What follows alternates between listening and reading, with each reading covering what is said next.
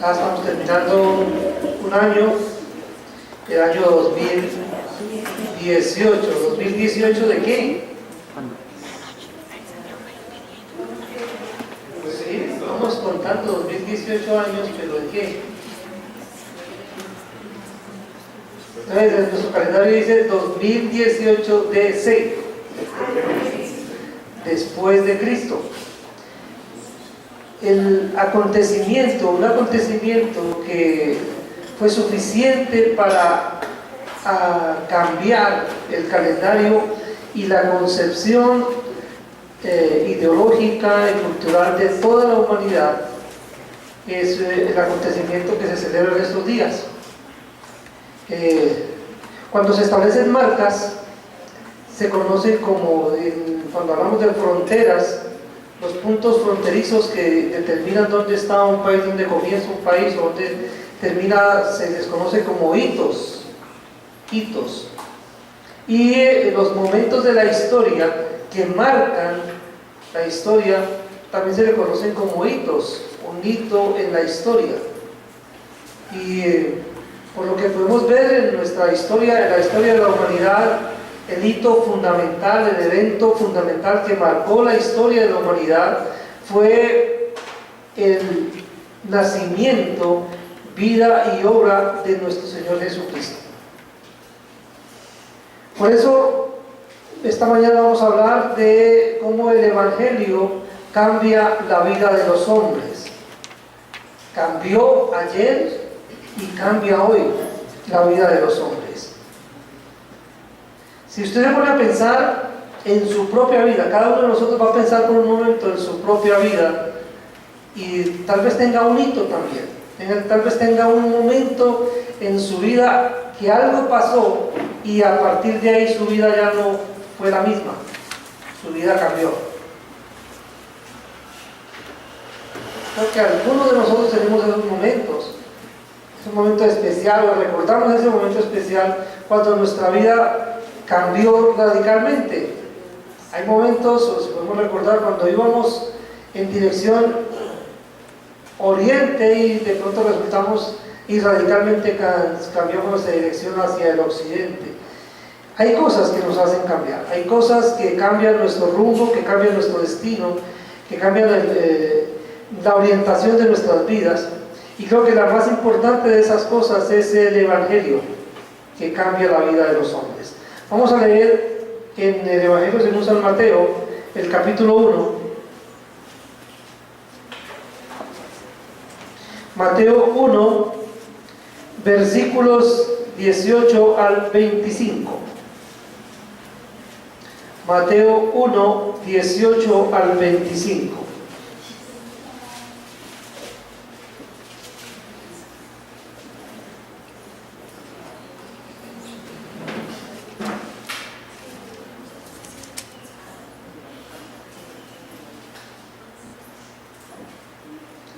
Dice la palabra del Señor. El nacimiento de Jesucristo fue así. Estando desposada María, su madre, con José, antes que se juntasen, se halló que había concebido del Espíritu Santo. José, su marido, como era justo y no quería infamarla, quiso dejarla secretamente. Y pensando él en esto, he aquí un ángel del Señor le apareció en sueños y le dijo: José, hijo de David, no temas recibir a María tu mujer, porque lo que en ella es engendrado del Espíritu Santo es.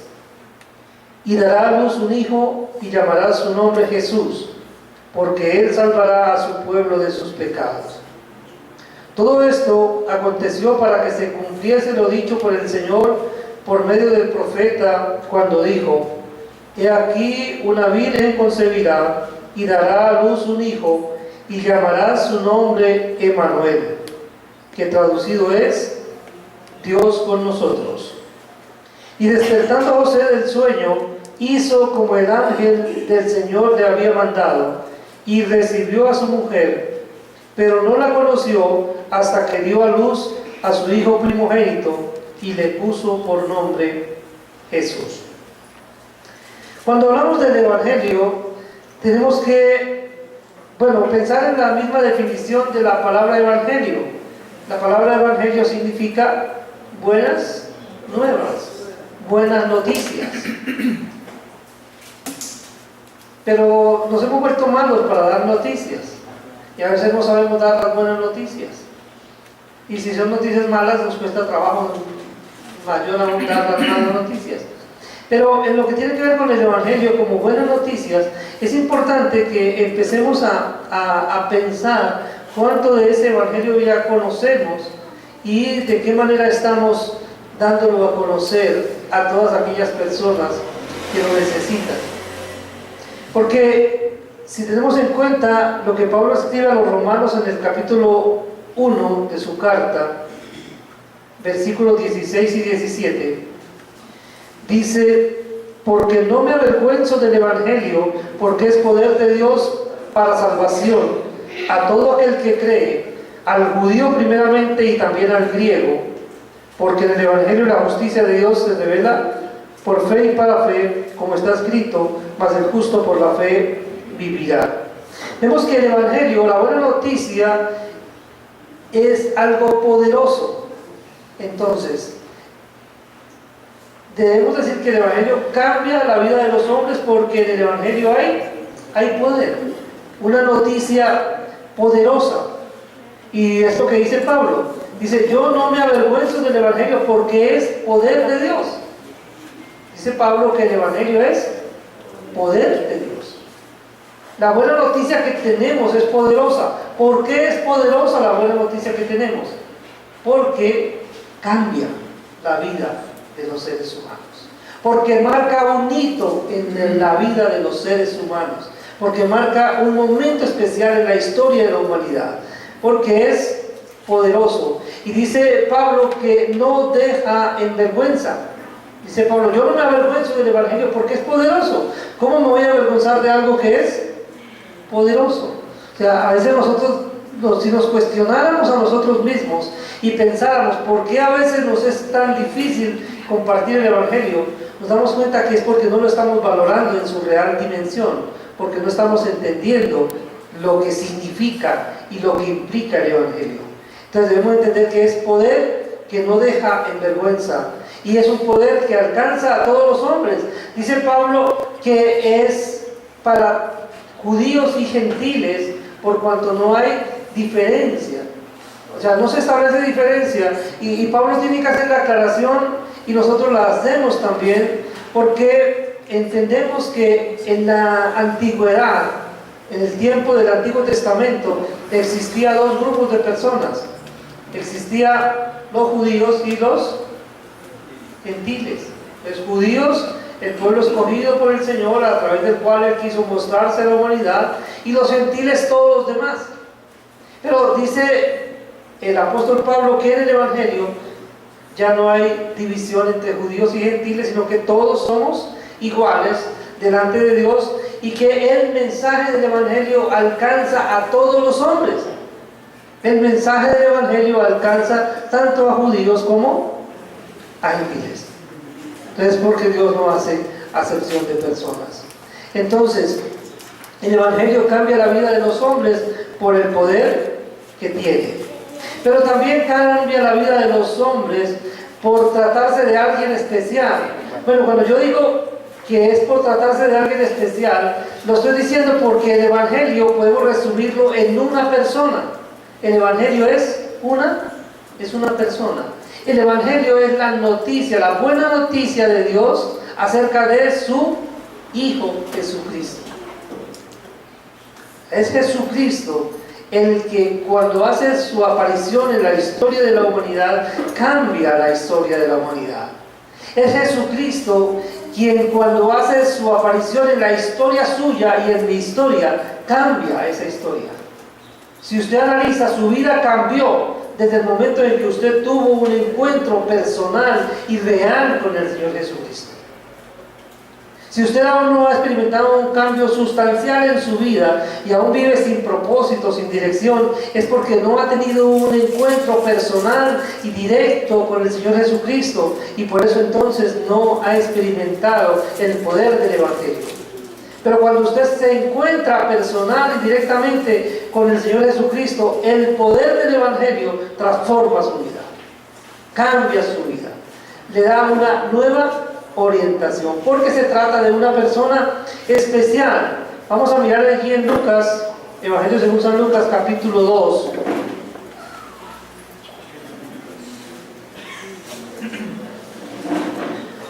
Lucas 2, versículos 8 al 11.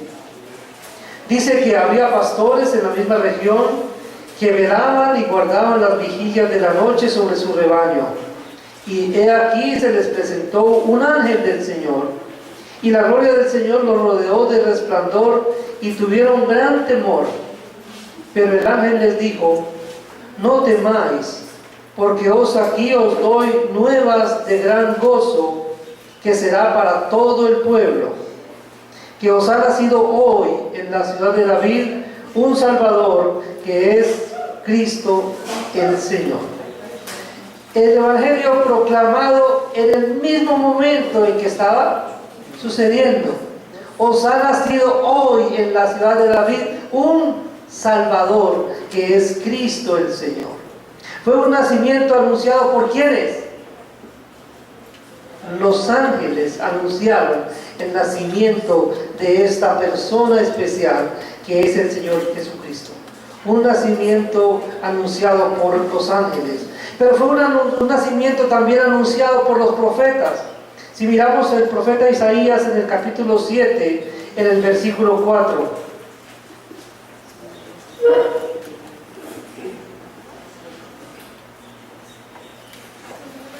Isaías 7, versículo 4 dice: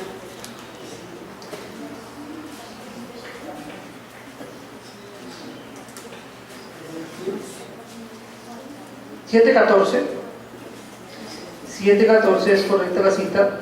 Dice: por tanto el Señor mismo os dará señal. He aquí que la Virgen concebirá y dará a luz un hijo, y llamará su nombre Emmanuel.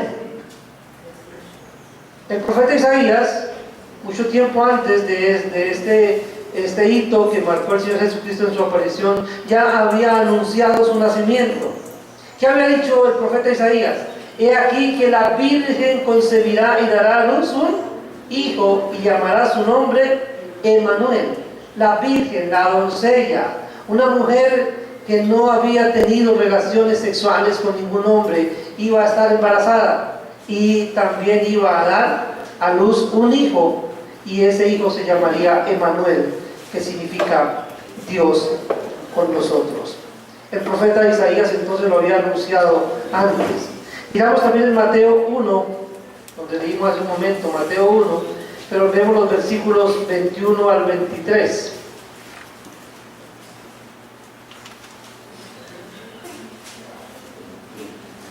Dice: y dará a luz un hijo, y llamará su nombre Jesús, porque él salvará a su pueblo de sus pecados.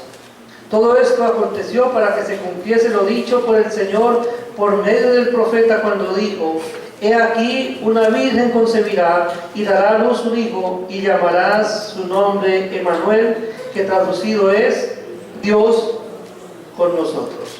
Fue un nacimiento entonces anunciado por los profetas.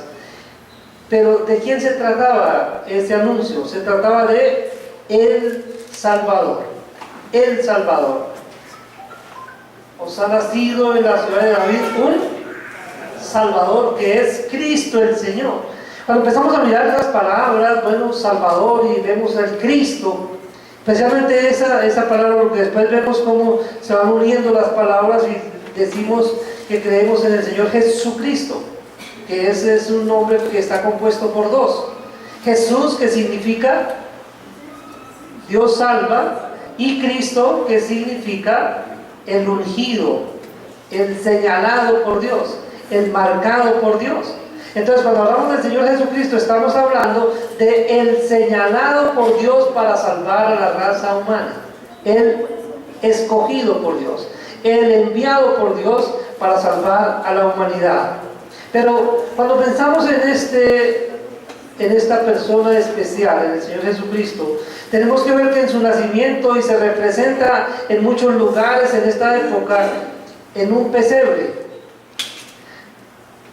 Uno observa los pesebres que hacen por ahí, las ilustraciones, ¿cómo se llama? Digamos, las maquetas o los adornos que hacen de un pesebre, y vemos que la mayoría de ellos están fuera del contexto, ¿cierto? Tienen elementos que no tienen nada que ver con el nacimiento del Hijo de Dios.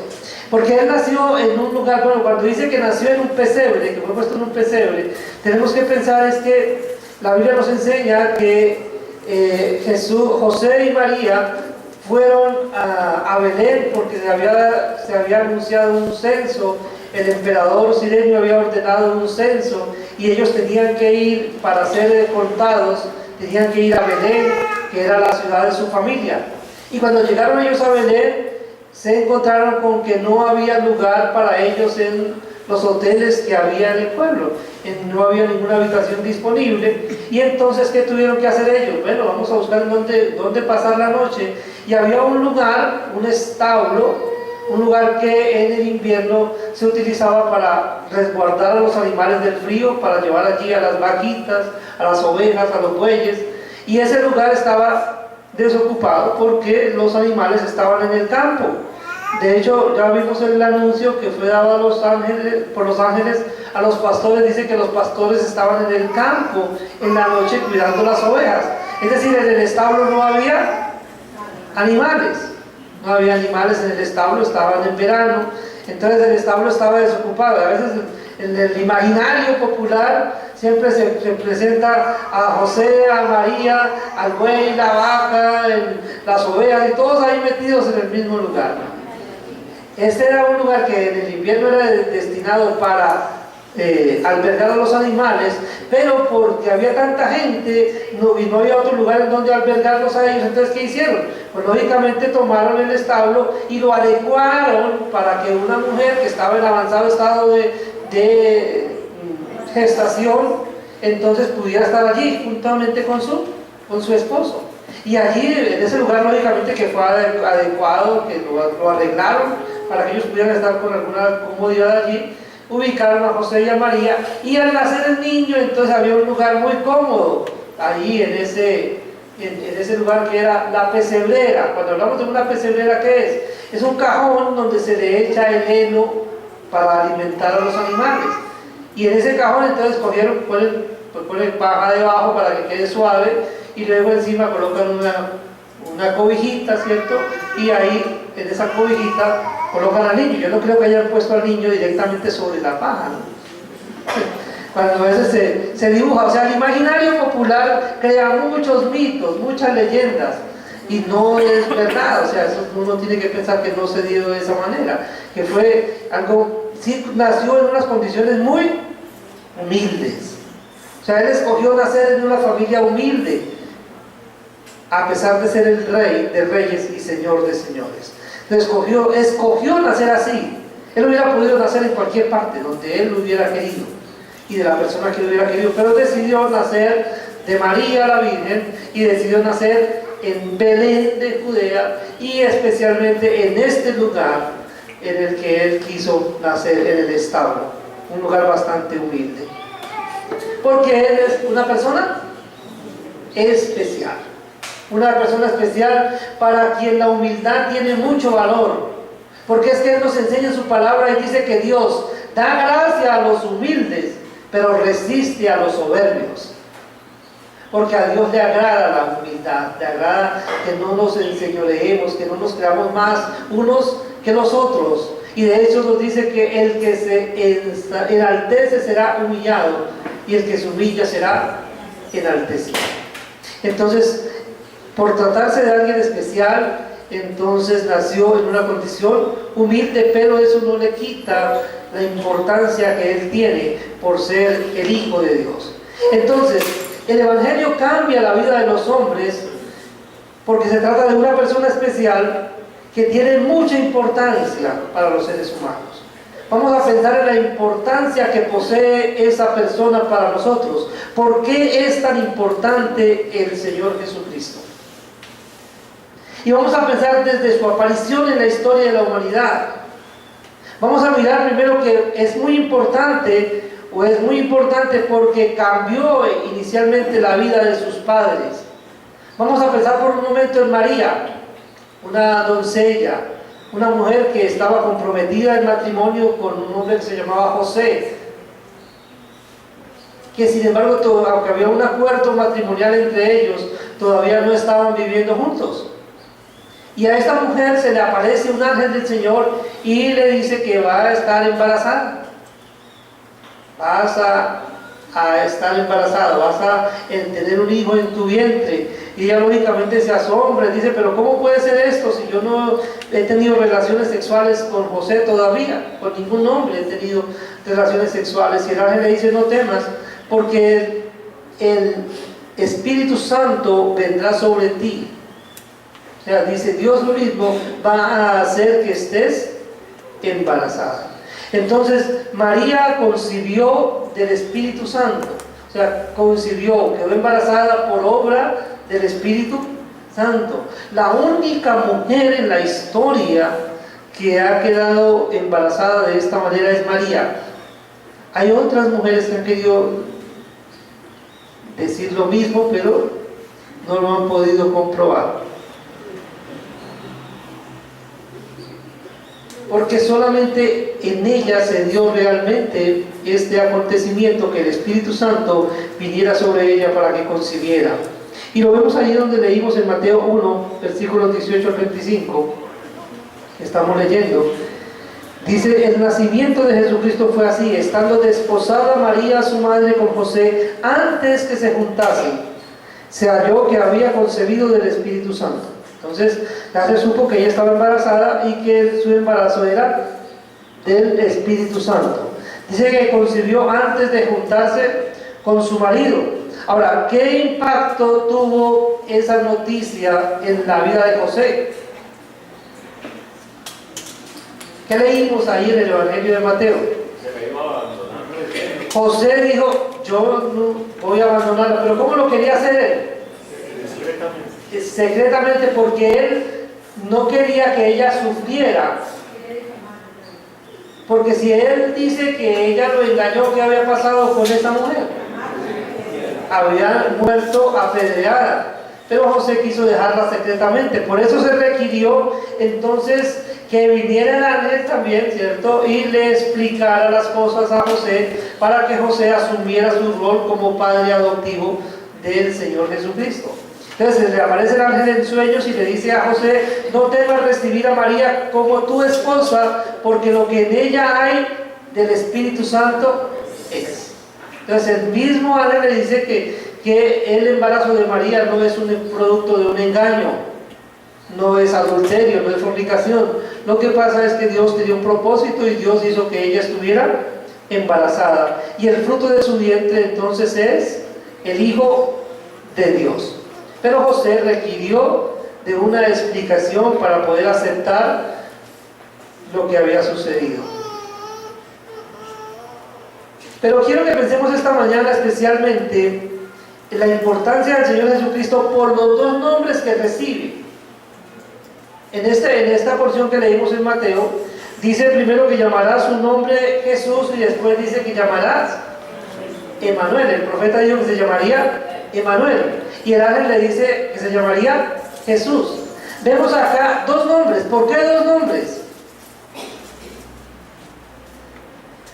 Entonces, cuando pensamos en el Señor Jesucristo, tenemos que pensar en Él en dos cosas con respecto de Él. Y es en el propósito de su humanidad, pero también en la naturaleza de su humanidad, en su naturaleza. Entonces, vamos a mirar primero que el primer nombre, que es Jesús, le apunta entonces al propósito con el cual Él se hace hombre. Entonces, ¿con qué propósito el Hijo de Dios toma forma humana? ¿Con qué propósito el Hijo de Dios se encarna en María la Virgen? Tenemos que decir que Jesús en la eternidad no tenía un cuerpo físico. El Hijo de Dios en la eternidad existía o tenía existencia espiritual. O sea, como un ser espiritual, porque Dios es espíritu, dice la palabra, y los verdaderos adoradores adorarán al Padre en espíritu y en verdad. Y tenemos que decir que el Hijo de Dios en la eternidad no tenía un cuerpo físico. Es decir, no trate de imaginarse al Señor Jesucristo en la eternidad con un cuerpo físico, porque su existencia en la eternidad era estrictamente espiritual, era espiritual. Ahora, ¿cómo sabemos que Él estaba desde el comienzo, desde la eternidad? Cuando usted lee en Juan 1:1 dice que en el principio era el Verbo, y el Verbo era con Dios, y el Verbo era Dios. Dice que este era en el principio con Dios, que todas las cosas por Él fueron hechas, y sin Él nada de lo que ha sido hecho fue hecho. Que en Él estaba la vida, y que la vida era la luz de los hombres.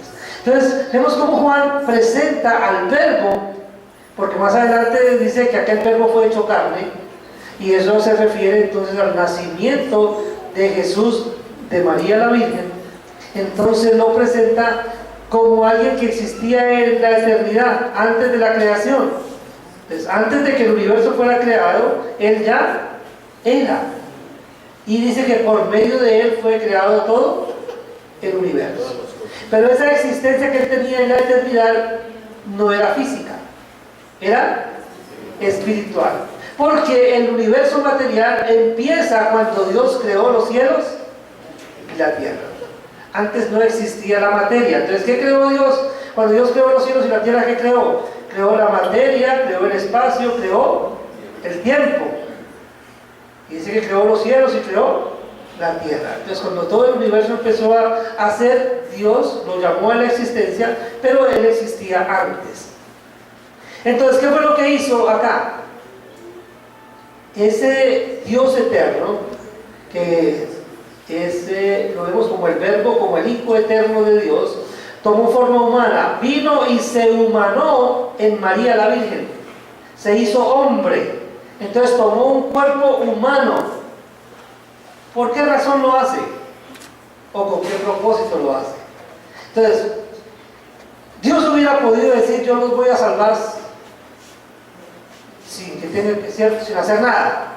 Pero resulta que Dios tiene una característica especial, y es que Él es justo. Y el pecado del hombre, la deuda que el hombre tenía, debía ser pagada.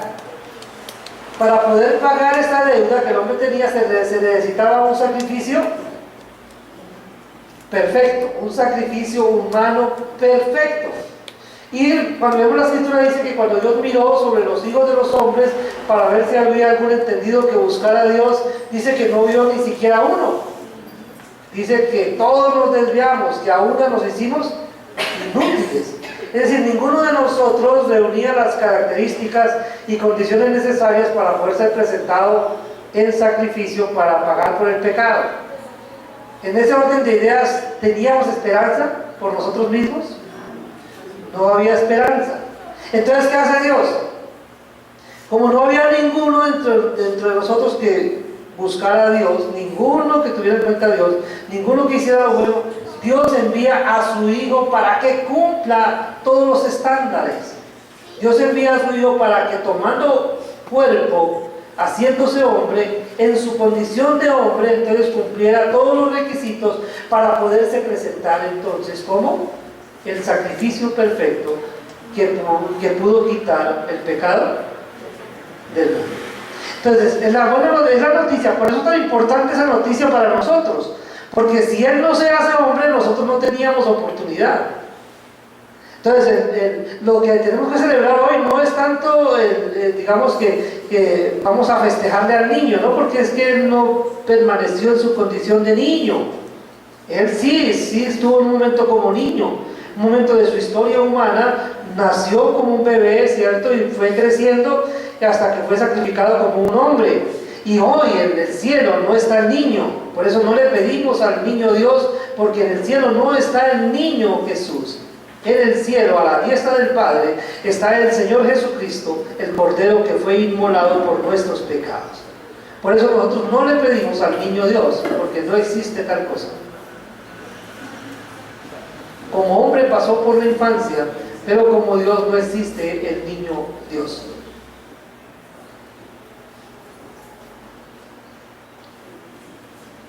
Entonces los nombres que recibe Jesús habla de su propósito, significa Dios salva. Entonces se llama Jesús sencillamente porque Dios lo envió para que tomara forma humana para salvarnos del poder del pecado y de la muerte. Pero dice que también llamará su nombre Emanuel. ¿Por qué Emanuel? Porque Emanuel significa Dios con nosotros. Veámoslo entonces así: Dios se hace hombre para venir y habitar entre nosotros. Vino a morar entre nosotros, identificándose plenamente con nosotros, en nuestra misma condición, sometiéndose a las condiciones humanas, descendiendo a la condición humana, humillándose hasta la condición humana. El dueño de todo, el creador de todo, decide hacerse como su criatura. Eso es descender de su posición, es reducirse, digamos, de alguna manera, someterse a unas condiciones mínimas para poder tener un punto de encuentro con nosotros. ¿Por qué? Por su necesidad y por mi necesidad. Porque a nosotros nos cuesta trabajo aceptar lo que no entendemos. Para nosotros aceptar lo que no comprendemos es difícil. Por eso Dios se hizo hombre para que pudiéramos comunicarnos con Él. O sea, para que pudiéramos entenderlo a Él. Entonces viene el Hijo de Dios en forma humana y habla el lenguaje humano, pasa por condiciones humanas y se puede identificar plenamente con nosotros. Dice que fue tentado en todo como nosotros, pero sin pecado. Él nunca hizo pecado, ni se halló engaño en su boca. Un hombre perfecto, que al identificarse con nosotros, ahora dice que Él está a la diestra del Padre, intercediendo por nosotros. Y dice que tenemos un sumo sacerdote que nos conoce, más allá de su conocimiento perfecto, nos conoce de manera experimental también, porque experimentó las mismas cosas que nosotros experimentamos. Quiso sujetarse a las mismas tentaciones, a los mismos problemas, a las mismas limitaciones, para tener un punto de encuentro con nosotros. La buena noticia es que Dios viene para hacerse hombre y, estando en su condición de hombre, poder identificarse con nosotros y que nosotros pudiéramos comprenderlo. Por eso la palabra dice: a Dios nadie le vio jamás, el unigénito Hijo que está en el seno del Padre le ha dado a conocer. Entonces, cuando Dios se hace cercano a nosotros, cuando Dios se acerca a nosotros, es para que nosotros podamos verlo. Y por eso Juan dice que vimos su gloria como del unigénito del Padre, lleno de gracia y de verdad. Entonces, el Señor Jesucristo se hizo hombre para dar a conocer a su Padre, también como propósito, y para morir en la cruz del Calvario por nosotros. Entonces, los dos nombres, Jesús, que habla de su propósito, y Emanuel, que habla de su naturaleza. Él es Dios desde la eternidad, pero Dios que se hizo hombre, tomó un cuerpo. Después de que Él nació de María la Virgen, entonces ya Él tiene un cuerpo humano, parecido al nuestro. Y con ese cuerpo está a la diestra del Padre, intercediendo por nosotros. Sigue teniendo ese cuerpo, ¿con qué propósito? De que tengamos también un punto de encuentro con Él. Ahora, ¿por qué hizo eso? Porque nosotros lo necesitábamos. Era necesario por causa nuestra. Era necesario que Él hiciera eso por causa nuestra, por causa tuya y por causa mía. ¿Por qué? Porque nosotros necesitábamos a alguien que se identificara plenamente con nosotros. Recuerden la ilustración, tal vez ustedes la han escuchado varias veces, de las hormigas.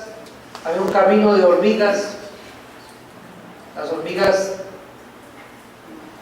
pasaban por el camino y había un hombre ahí mirando y veía que las hormigas pasaban y de pronto otro concaminante pasaba y no tenía cuidado y aplastaba las hormigas. Y él ahí viendo las hormigas y no quería que las aplastaran, empezó a gritar a las hormigas que no se metieran por el camino ese porque las iban a aplastar. Y las hormigas pues no lo entendían. No entendían la advertencia que le estaba dando. Entonces dijo, no, yo creo que me va a tocar hacer algo para salvar a las hormigas. Y entonces decidió hacerse como una hormiga. Entonces se hizo como una hormiga y bajó allá, está con las hormigas y les pudo ayudar para que no se metieran por ese camino. Es algo como eso lo que Dios hizo por nosotros. Entonces, Él habiendo hablado muchas veces y de muchas maneras a nuestros padres por los profetas, en los postreros tiempos nos ha hablado por medio de su Hijo. Entonces Él quiso hablarnos por medio de su Hijo para que nosotros pudiéramos entender. Era necesario, nosotros necesitábamos a alguien con quien relacionarnos de manera más cercana, de manera más personal. Y por eso entonces se hace hombre, por nuestra necesidad, para identificarse plenamente con nosotros. Pero no solo eso, sino que necesitábamos a alguien sin pecado. Se requería de alguien que fuera perfecto para que pudiera pagar por nuestros pecados, para que pudiera tomar nuestro lugar. Dios diseñó desde la antigüedad, desde que Adán y Eva pecaron, Dios aceptó que alguien pagara por el pecado. De hecho, cuando Adán y Eva pecaron, Dios tomó unos animales y los sacrificó, diciendo, ustedes merecían morir, pero estos animales mueren en lugar de ustedes. Dios acepta la sustitución, pero para que alguien tomara nuestro lugar, para que alguien pudiera morir en nuestro lugar y la justicia de Dios fuera totalmente satisfecha y nosotros no tuviéramos que morir, ¿qué se requería de esa persona? Tenía que ser perfecta. Y entre los hombres no había ninguno que reuniera esa condición, por eso Dios mismo se hace hombre y vive una vida perfecta, sin pecado, sin mancha, sin contaminación. De hecho, en el juicio que se le hace, ¿qué dijo el sumo sacerdote? No encontró nada de qué acusarlo. Por eso tuvieron que inventarse unos testimonios falsos para poderlo acusar. Y por eso le dijeron, lo condenaron por decir la verdad. ¿Cierto? Porque cuando le preguntan, ¿quién eres tú? Y él solamente le respondió, tú dices que eres el Hijo de Dios. Le digo, tú lo has dicho. Sí, ni siquiera él lo afirmó, sino que no podía negar lo que el sacerdote estaba diciendo. El sacerdote, como quería juzgarlo por algo, entonces, ¿tú eres el Hijo de Dios? ¿Qué él podía responder él si él siempre dice la verdad? Él responde sencillamente, tú lo has dicho. Y el sumo sacerdote entonces dice, por poca cosa no te condenamos, sino porque tú, siendo hombre, te haces Dios. Tú dijiste entonces que eres el Hijo de Dios. Pero es lo que él era, no podía decir otra cosa. Él es Dios. Entonces no había ninguna causa por la cual condenarlo a muerte, sin embargo lo condenaron. Poncio Pilato te dijo lo mismo, no hallo en este hombre ningún delito, porque fue sin mancha, sin contaminación, sin pecado. Nosotros necesitábamos esa persona para que tomara nuestro lugar y muriera por nosotros en la cruz del Calvario. Nosotros necesitábamos a alguien muy cercano a Dios, Dios mismo. Segunda carta de Pablo a los Corintios, en el capítulo 8, el versículo 9, para terminar nuestra charla de esta mañana. Segunda de Corintios 8, 9, dice, porque ya conocéis la gracia de nuestro Señor Jesucristo, que por amor a vosotros se hizo pobre, siendo rico, para que vosotros con su pobreza fueseis enriquecidos. Vemos aquí al dueño de todo, al creador del universo, que decide descender a nuestra misma condición para darnos su vida. Por eso cuando el Evangelio de Juan empieza, dice que en Él estaba la vida. O sea, nosotros tenemos vida porque el Señor Jesucristo vino y se hizo hombre y murió por nosotros. De lo contrario, nosotros no tendríamos vida. Usted y yo podemos relacionarnos con el Padre por la acción del Hijo. Si el Señor Jesucristo no se hubiera hecho hombre y hubiera muerto por nosotros, los seres humanos no podríamos relacionarnos realmente con el Padre. No habría posibilidad de comunión con el Padre. No había posibilidad de podernos presentar delante de Él y menos de pasar la eternidad con Él. Pero por la obra del Señor Jesucristo, usted y yo tenemos la esperanza de que cuando dejemos esta morada terrenal, cuando llegue nuestra muerte física, vamos a esperar que pasaremos la eternidad con el Señor.